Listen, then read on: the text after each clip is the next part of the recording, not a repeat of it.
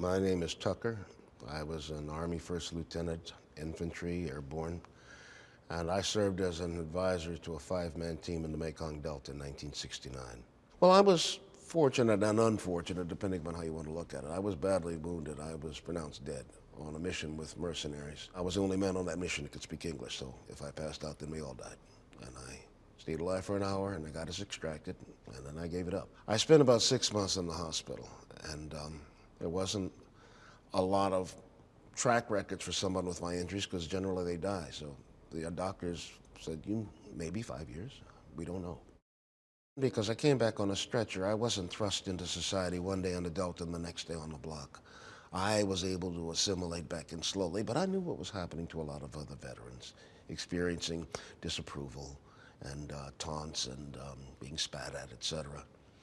So I moved to New York, I went to school, and I got a job on a soap opera. And they wouldn't let me go to school and work. Jeff Goldblum got a play, I got a soap opera, and they kicked us both out. And I went on with my life. I loved acting. I was alive and very successful. I had an Emmy nomination, Clio nomination. I was on all three networks every week in New York. I had absurd success. And I did rather well for 7 or 8 years. And a number of events coalesced, and my wheels slowly began to come off. And I became very depressed and self-destructive. And it wasn't until the late 80s, bear in mind I was in acting school in 1970. It wasn't until the late 80s, some of my veteran friends said, you need to ask for help. And that's when I realized, yeah, you are in trouble. I was a very unhappy person. I had very low self-esteem. I learned that what I had was survivor guilt. I really didn't think I deserved to be here and have the success that I was enjoying because a lot of people I cared about, respected, didn't get to come home. And since I was good at what I did, I began to self-destruct and subvert that success. So I learned about PTSD, and I learned about anniversary syndrome. My license plate and a lot of other things in my life say 9/14, September 14. That was the day I was pronounced dead and brought back to life. And for years, a month or so before that date, I would start smelling the jungle. I could smell the death. I could feel something really bad is coming. And generally on September 14th, I was locked in a room with the lights out, sobbing. And the next day, it was like I'd shed my skin, like a snake. I was just whole and free again. So I thought of it as my annual PMS. I thought maybe I was going nuts, but you know, what was I going to do? But I learned about these things. Therapy is such an important process. It's very hard to shrink yourself. Your mind is so nimble, you really can't, you can't get in there between. But sometimes we can see our problems in someone else. So therapy is a very useful process for a lot of guys. And it's called post-traumatic stress because I did well for 8, 9 years before I really started to circle the drain. We've got a lot of kids coming home that present with problems immediately, or in a month or two, or in a year or two, but it's there. And it affects their relationships with their parents and their wives and their children. Their work situation, they get stressed, something triggers something, they smell something or hear something or remember something. And until that's processed, it's going to be very hard to have real quality of life. After combat, life is kind of black and white. Combat is technicolor. It's absolute be here now, and that immediacy is intoxicating. It's addictive.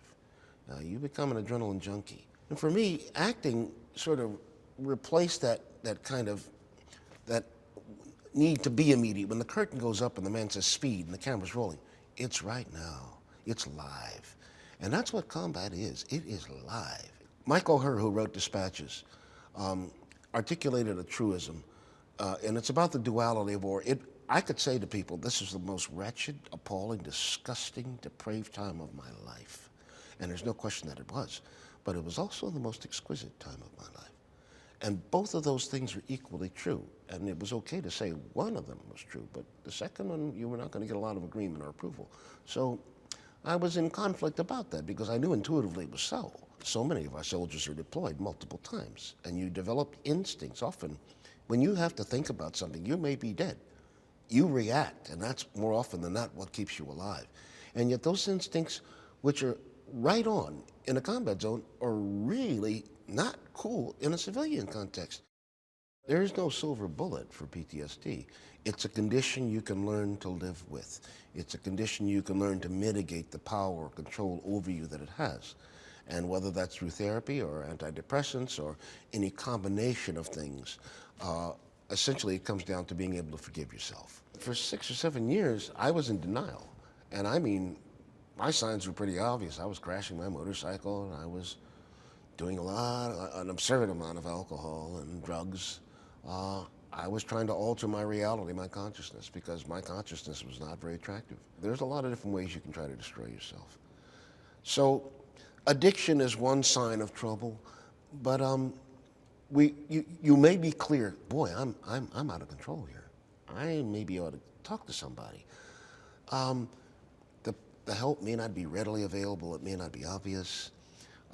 You may not want to be judged. You may be fearful that it's going to affect your family or your work situation. But the truth of it is, it can only be a positive.